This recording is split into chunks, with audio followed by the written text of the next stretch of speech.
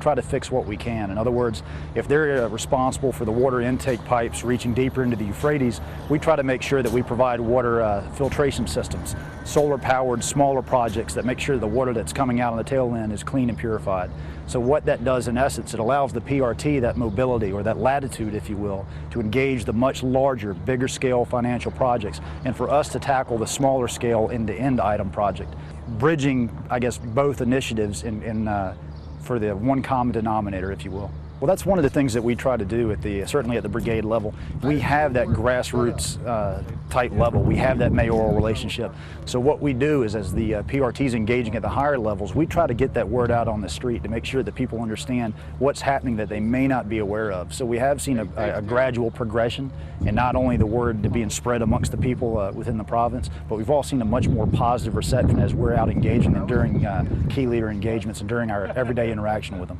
The predominant amount of the population that you heard him talk about is along the Euphrates River Valley, but we're seeing even the people that moved away from that because of the drought and because of the water conditions, we are seeing as that improved that the people are coming back. They're not only hearing the word out on the street and they're getting the words through relatives, through the mosque, through different avenues, but as that word's reaching and spreading across the province, we are seeing kind of, I guess, this return home, if you will, a trust back in the system that it's working.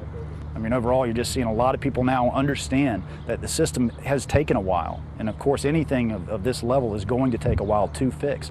But the biggest thing that we're seeing is people are understanding that the fix is happening. We're trying to fix those things as we come across them. You will see some amazing, I guess, improvised items, if you will, to get water to the village, to clean the water. You'll see all sorts of different techniques that either they've learned or they've come up with. So when we come across those things, and again, that's where we come into play at that tactical level, through a patrol, through an engagement, when we come across something like that, we try to fix it on the spot. And if we can't, then we try to get a system in place that will at least facilitate a fix quicker than that longer scale initiative. And once we do that quick fix, we tie that back in with the provincial reconstruction team, identifying this node that we discovered and said, hey, can we establish something that's more sustainable? The biggest obstacle out here is just the sheer size of the province.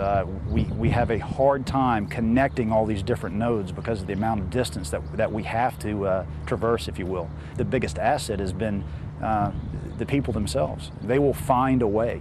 This province is impressive with the strength and the pride these people have with trying to get back up on their feet, and that's been our biggest asset because they have helped us in return help them. The province is about 55,000 square miles, so you know, to conceptualize that, it's about the size of Arkansas. The longer term fix isn't overnight, but it's the fact that these people are understanding that the Ambars are realizing that and putting forth the effort to get the training. That's where we're seeing the biggest progression.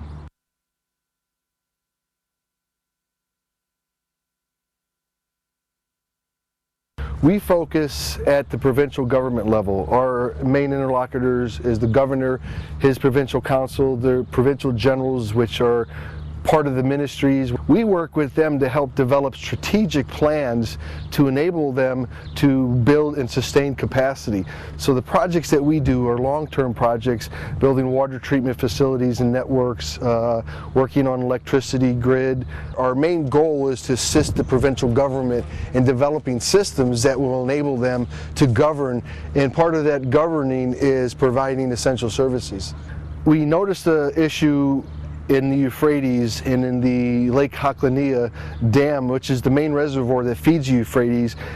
Basically over the last 2 years you've had a 30-meter decrease in the water level, and what's that done is it's dried up the Euphrates to the point where their existing water intakes would not intake water, and those that were ruining the water treatment plants because they were getting mostly sludge. We went in and rebuilt 187 water intakes.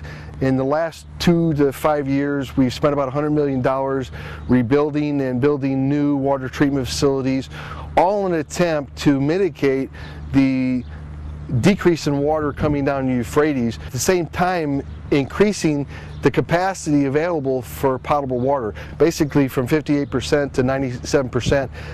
And we're using the statistics that the Director General of Water has provided us. Imagine a pool. When you go to empty it, you put a hose in it. If the hose is not immersed in the water, you're not going to drain any any water.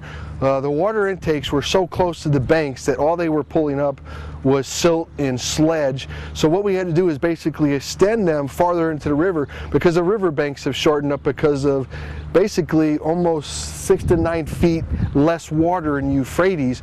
Some of the structures 400 or 500 years old. So what we did was we enabled those facilities by extending them to pull water into the water treatment plants. Euphrates goes back, thousands of years, and in the last 20 or 30 years they have not had the money and the organizational maintenance money to repair existing facilities. So Anbar was not only hit hard by the drought and the damming in the Euphrates, it was hit hard by the inability to maintain or build new systems. MNF West and 1st Armored Division has spent about $100 million rebuilding and building new, about 180 to 187 new water treatment plants we've built in Anbar since 2003. Well, if you have a population of 1.5 million and roughly 60% was getting water, now we've increased it to 97%. So, you're looking in excess of an additional 400,000 people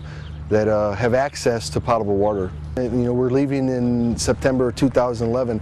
I feel very confident because the provincial government has the tools, they understand, and they have the capability to continue to develop and sustain the capacity that we've partnered with them to develop.